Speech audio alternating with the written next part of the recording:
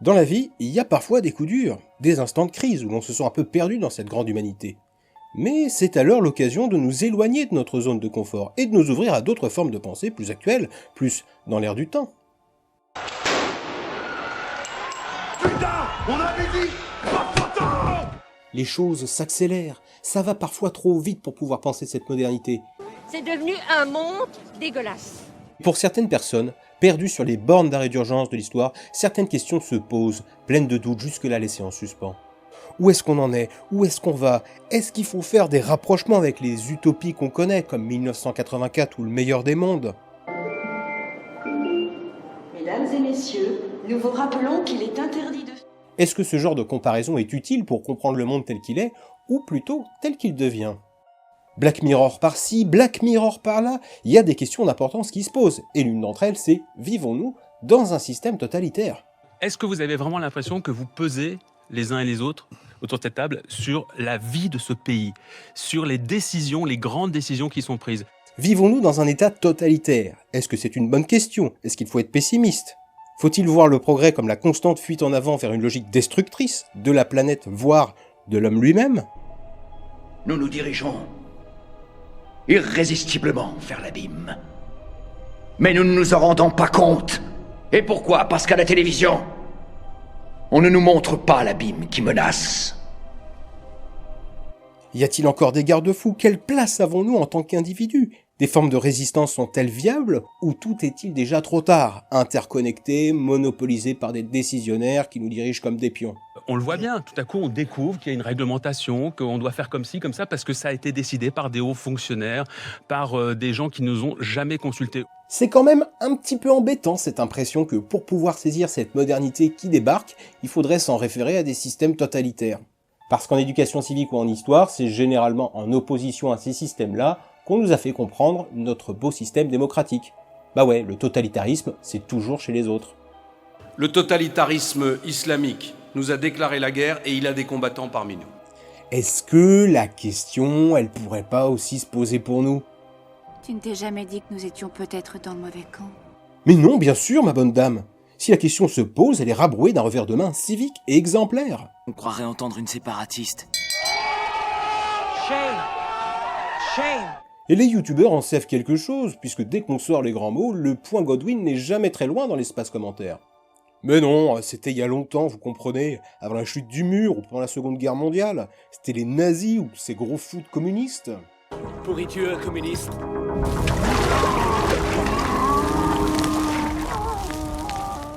Mais maintenant qu'ils sont partis, tout va bien. Les enfants peuvent se rendormir tranquilles dans le meilleur des mondes. Bonne nuit les enfants. Allez sagement vous coucher. Et faites de beaux rêves. Vivons-nous dans un système totalitaire? La réponse est non. Référez-vous-en à votre manuel d'éducation civique de 6e ou à Marlène Schiappa, vous verrez que la réponse est claire. Nous vivons en démocratie. Point final. Par contre, s'il y a des mauvaises langues qui osent se poser la question, je suis désolé, mais la psychanalyse va pas pouvoir vous être très utile sur cette question. Quand l'être humain nous pose question, la psychanalyse elle a pas mal de clés dans son jeu, c'est vrai, mais une clé n'ouvre pas toutes les portes, et un trousseau non plus. Mais dans l'obscurité, tel un phare surgit quelquefois la lumière d'un sage, prêt à vous transmettre une clé de l'histoire bien utile. Ce phare, mes amis, il porte un nom divin, d'une concision toute carcérale, c'est le système totalitaire. C'est un livre de Hannah Arendt sorti en 1951, sorte de développement hybride entre vulgarisation historique et philosophie politique pure et dure. La philosophe essaye de créer quelques passerelles entre ces deux sciences humaines qui étaient vouées à se rencontrer sur cette question. Dans cet essai, il est question de masse, de propagande, de police secrète, de domination totale, de terreur.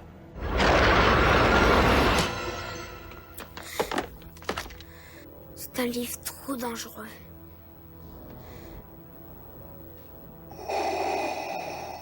Si seulement vous connaissez le pouvoir du côté obscur. Que du bonheur, vous en doutez bien. Rassurez-vous, les habitués de la chaîne, il y aura quand même de la psychologie dans les vidéos qui vont suivre, premièrement parce que c'est ma lecture que je vous transmets, et puis ensuite parce que ça parle d'êtres humains quand même. Il n'y a pas toujours des problèmes de psychologie avec eux. Of course! Mais vous comprendrez qu'il s'agit quand même d'un contenu très polémique, hyper casse-gueule, alors j'aimerais que vous me disiez si oui ou non vous voulez que je l'assaisonne d'une sauce légère toute psycho-quaquesque. Of course! Bon bah d'accord, ok, ce sera une petite vidéo par chapitre. Vu que nous sommes dans la vidéo d'introduction, ce que je peux faire là, c'est peut-être vous présenter le contexte d'émergence du livre. Hannah Arendt, c'est une chercheuse philosophe qui avait fait ses études de philosophie en Allemagne, qui a connu les débuts du nazisme et qui a réussi à se barrer à temps aux États-Unis avant les débuts de la guerre. Donc cette Seconde Guerre mondiale, elle la vit un petit peu de loin, en tout cas ce qui concerne les événements européens. Quand elle apprend l'existence des camps d'extermination, elle se pose une question toute bête. Comment cela a-t-il été possible? Pourquoi un tel degré de barbarie? Surtout dans un pays européen en plus, un pays technologiquement très avancé, civilisé. Et Hannah Arendt en sait quelque chose, puisque question philosophe, les Allemands, c'est pas non plus les derniers des abrutis. Tout cela pose beaucoup de questions en effet. Et quand une question se pose à un philosophe, elle doit se poser correctement. Surtout que sur le coup, l'histoire et la philosophie c'est bien joli, mais quand on parle d'une industrie de mort à échelle industrielle, est-ce que ces deux voies ont encore quelque chose à rajouter? Si vous êtes de la vieille école, vous pouvez toujours essayer de rabattre cet intraduisible des camps dans des petites cases préétablies et réconfortantes, parce que vous savez, ça a toujours été comme ça, ma bonne dame. Par exemple, ce Troisième Reich qui pose tellement problème, est-ce qu'on peut pas simplement le définir comme une forme de tyrannie, comme les Perses de l'Antiquité ou les Turcs ottomans du XVIIe siècle? Bah ouais, on peut bien essayer. Mais pour Hannah Arendt, ce serait quand même un petit peu dommage, ce serait passer à côté de la plus grande leçon d'humanité du XXe siècle, et du même coup, ce serait une manière de banaliser. Bah ça, c'est nouveau.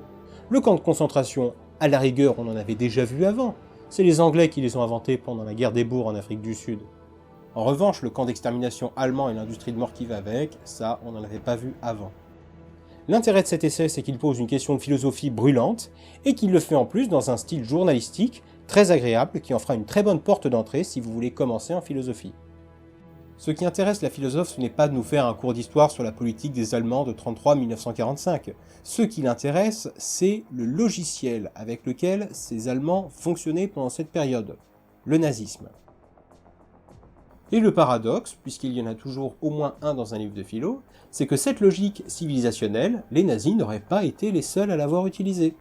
Pour aller dans cette direction, Hannah Arendt fait un travail d'historienne, c'est-à-dire qu'elle va interroger les sources, les témoignages, les résultats des procès, mais pour autant elle n'a pas une formation d'historienne, et si le livre est un petit peu dépassé aujourd'hui, c'est plutôt sur ce versant historique. Les historiens lui sont tombés dessus parce que Madame la philosophe, pour trouver l'essence du totalitarisme, elle a fait de gros parallèles entre l'Allemagne hitlérienne et l'URSS de Staline. C'est vrai qu'ils apparaissent un petit peu à la même période, mais ils ont quand même des principes différents, voire opposés. D'un côté, l'eugénisme social, d'un autre, l'égalitarisme forcené. Et pourtant, il apparaît bien vite qu'il y a de petites ressemblances entre ces deux systèmes. Mais pour sa défense, contrairement à ce qui se fait en histoire, c'est une méthode qui se tient en philosophie. Pour réussir à définir quelque chose, il n'est pas inutile de d'abord évacuer de cette définition tout ce qui est accidentel, contingent, non nécessaire, et peut-être qu'avec un petit peu de bon sens, vous allez tomber sur l'essence que vous recherchez. Donc s'il y a des points communs entre les deux, c'est pas pour lui déplaire, au contraire même. Quand elle parle du nazisme, c'est très convaincant parce que toutes les archives avaient été ouvertes à la fin de la Seconde Guerre mondiale, enfin presque. Enfin Armand, le général de Gaulle n'a-t-il pas dit que toute la France avait été résistante ? Par contre, de son vivant, les archives soviétiques, elles étaient un petit peu plus difficiles d'accès, si vous voyez ce que je veux dire. Je vous demandais si c'était bien le club de parachutisme finlandais. Mais à en juger par vos réactions, je suppose que non. Voilà, avant d'aller plus loin, je tenais quand même à vous préciser que comme toute approche, comme toute méthode, celle d'Hannah Arendt a ses limites. Et quand Hannah Arendt ou moi-même allons parler de l'URSS, nous parlons de l'URSS de Staline, et un tout petit peu après. La Russie des années 60 jusqu'à la fin, ce n'est plus un régime totalitaire pour Hannah Arendt. Moi-même, je suis un grand fan de certains films du cinéma soviétique. Oui, ça existe. Et celui-là, dans les années 70, bon, Tarkovsky, il passe des messages chrétiens dans ses films, des messages mystiques. Alors ça s'est bien relâché depuis la mort de Staline. Le signe le plus clair que l'Union soviétique ne peut plus être qualifiée de totalitaire au sens strict du mot est bien sûr la renaissance étonnamment rapide et riche des arts et des lettres pendant la dernière décennie. Et c'est Hannah Arendt elle-même qui nous met en garde sur ses limites. Par exemple, elle dit dans l'introduction qu'elle a écrite au début des années 60 qu'il y a pas mal de choses qui se passent dans la Chine maoïste qui se rapprocheraient peut-être d'un système totalitaire, mais bien sûr, il n'y a pas la possibilité pour elle d'aller sur place vérifier si oui ou non son concept fonctionne. Ça l'aurait aidé, pourquoi pas, à affiner ce concept de totalitarisme et à vérifier si, à notre époque de l'histoire, il ne devenait pas un petit peu récurrent comme modèle. Donc à sa mort, Hannah Arendt nous laisse pas mal de questions en suspens, des questions que notre recul historique nous permettrait d'aborder. En fait, ce qu'elle nous laisse, c'est un chantier en cours de finition. Elle n'a pas connu le Cambodge des Khmers rouges, elle n'a pas connu non plus la glorieuse Corée du Nord. C'est dommage.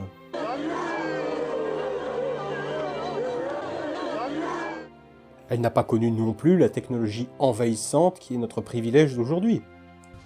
C'est un instrument de propagande tout à fait grandiose. Mais pourquoi on montre un cuisinier? Elle n'a pas vu Black Mirror. Mais à ma connaissance, les dystopies dont je parlais tout à l'heure comme 1984 ou Le meilleur des mondes, elle n'en a pas fait allusion dans son œuvre. Alors que niveau totalitarisme, on a aussi des modèles de référence de ce côté-là.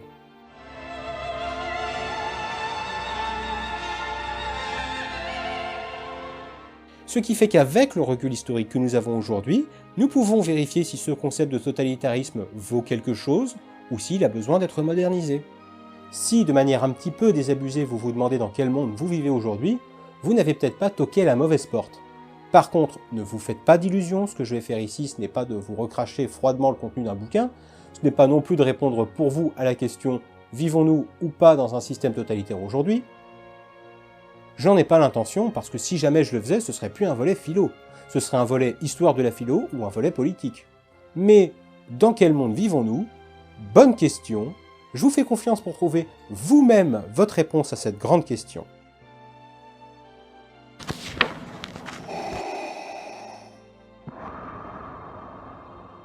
Sois mon allié, et ensemble, nous pourrons régner sur la galaxie comme père et fils.